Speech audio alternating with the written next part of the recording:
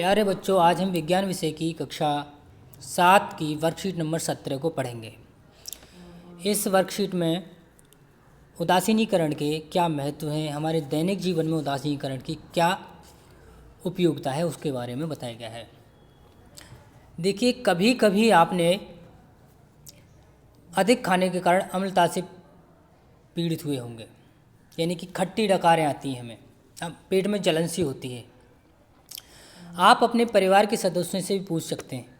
ये काफ़ी कष्टदायक होता है, जलन होती है पेट में, तथा यह हमारे आमाशय में अम्ल की आवश्यकता से अधिक मात्रा स्रावित होने से होता है। हमारे आमाशय में जो अम्ल है वो अधिक जो है सीक्रेट हो जाए, स्रावण उसका अधिक होता है, आवश्यकता से अधिक अम्ल जो है आ जाता है, जिससे क्या है कि ये जलन सी महसूस होती है हमें। अम्ल, जरा सोचिए कि चींटी के काटने पर जलन क्यों होती है। चींटी के काटने पर जलन होती है, ऐसा या तो किसी अम्ल या क्षार के कारण होता है, किसी न किसी के कारण होता है। देखिए, अब हम पढ़ते हैं कुछ इम्पोर्टेंट टॉपिक, जैसे अपाचन क्या है। हमारे आमाशय में हाइड्रोक्लोरिक अम्ल HCl पाया जाता है। हमारे आमाशय में नॉर्मली HCl पाया जाता है, ठीक है, जो भोजन पचाने के काम आता है। हमारे आमाशय में हाइड्रोक्लोरिक अम्ल पाया जाता है, जो भोजन पचाने में हमारी सहायता करता है। परंतु अम्ल की अत्यधिक मात्रा से हमारे आमाशय में अपाचन हो जाता है। अगर ज़्यादा अम्ल हो गया तो अपाचन हो जाता है, एसिडिटी हो जाती है, खट्टी डकारें आती हैं, पेट में जलन होती है, इसको बोलते हैं अपाचन।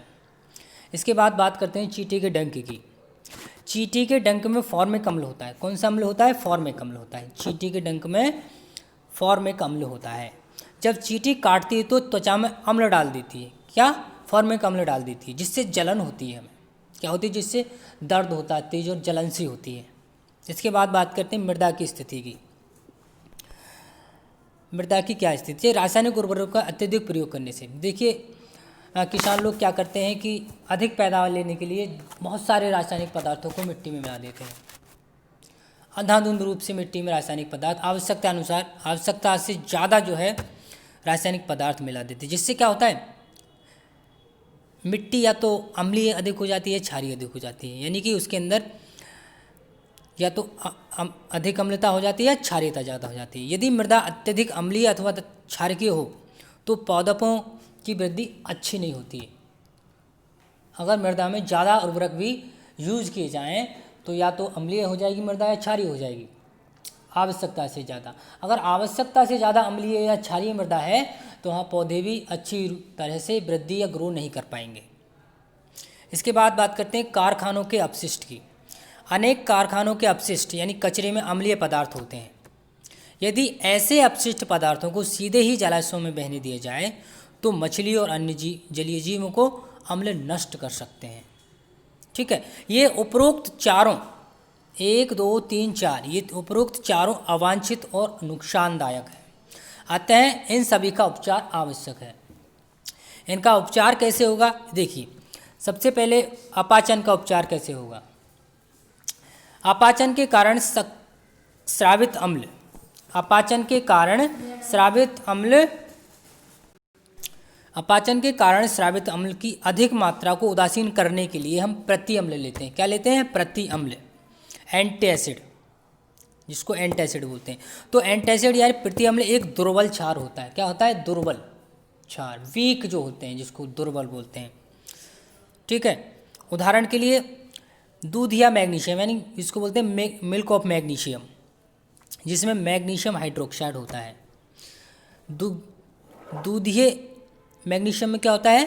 Magnesium hydroxide. तो हाइड्रोक्साइड क्या है? ये एक बहुत ही दुर्बल जो है, क्या है? दुर्बल क्षार होता है, जिसके कारण से जो अधिक जो हाइड्रोक्लोरिक अम्ल हमारे शरीर में पहुंचा है वो इस मिल्क ऑफ मैग्नीशिया यानी कि दूध या मैग्नीशियम से वो उदासीन हो जाता है। तो यहाँ उदासीनीकरण उपयोग में हुआ। इसके बाद चींटी के डंक का उपचार कैसे करते हैं? देखिए, चींटी के डंक में उपस्थित फॉर्मिक अम्ल के प्रभाव को नमकीन युक्त खाने का सोडा या नमी युक्त खाने का सोडा यानी सोडियम हाइड्रोजन कार्बोनेट, नमी युक्त खाने का सोडा यानी कि थोड़ा पानी मिला हो उस खाने के सोडे में, जिसको बोल देंगे सोडियम हाइड्रोजन कार्बोनेट, ठीक है। अथवा कैलेमाइन विलयन, जिसके अंदर क्या होता है, जिंक कार्बोनेट विलयन, मलकर उदासीन किया जाता है। ये मृदु क्षार होते हैं।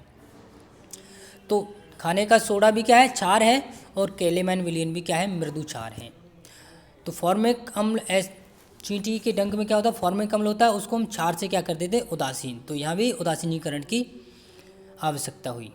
इसके बाद मृदा के उपचार में देखिए, यदि मृदा अम्लीय है तो उसे बिना बुझा हुआ चूना अथवा बुझा हुआ चूना जैसे क्षारकों से उपचारित किया जाता है। मृदा में अगर अम्ल है तो उसमें मृदा में क्या मिलाया जाता है, या तो बिना बुझा हुआ चूना मिलाया जाता है जिसे कैल्शियम ऑक्साइड बोलते हैं, या फिर बुझा हुआ चूना कैल्शियम हाइड्रोक्साइड। ये कैल्शियम हाइड्रोक्साइड क्या है, ये क्षार है। ये क्षार क्या करता है, अम्लीय मृदा को उदासीन कर देता है। तो मृदा कैसी हो जाती है, उदासीन हो जाती है, ठीक। अगर मृदा में क्षार है तो इसमें जैव पदार्थ मिलाए जाते हैं। जैव पदार्थ मृदा में अम्ल निर्मुक्त करते हैं, क्या करते हैं, अम्ल छोड़ते हैं, जो इसकी क्षार की प्रकृति को उदासीन कर देते हैं। समझ में आ गई। अगर मिट्टी में है अम्ल ज़्यादा है तो क्या डालेंगे, बिना बुझा चूना जिससे कैल्शियम ऑक्साइड, या फिर बुझा हुआ चूना कैल्शियम हाइड्रोक्साइड। ये क्या है, दोनों क्षार हैं जो अम्ल को उदासीन कर देते हैं।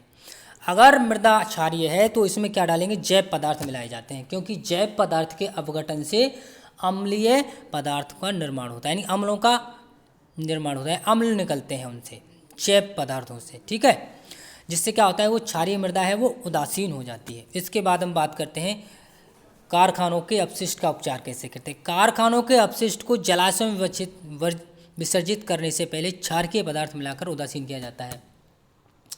जैसे कारखाने से पानी निकल रहा है तो उसको एक टैंक में इकट्ठा कर लेंगे, उसके बाद क्या करेंगे, उसमें क्षारकीय पदार्थ मिलाएंगे। क्षारकीय पदार्थ जैसे मिला दिए, उसके अंदर क्या मिला दिया, बिना बुझा हुआ चूना डाल दिया कैल्शियम ऑक्साइड, या फिर कैल्शियम हाइड्रोक्साइड डाल दिया बुझा हुआ चूना। तो पानी है तो उसके अंदर बिना बुझा चूना ही डाल देंगे, जिससे क्या होगा, वो उदासीन हो जाएगा पानी, ठीक। इसमें कुछ प्रश्न दिए गए हैं जो आपको करने हैं। धन्यवाद।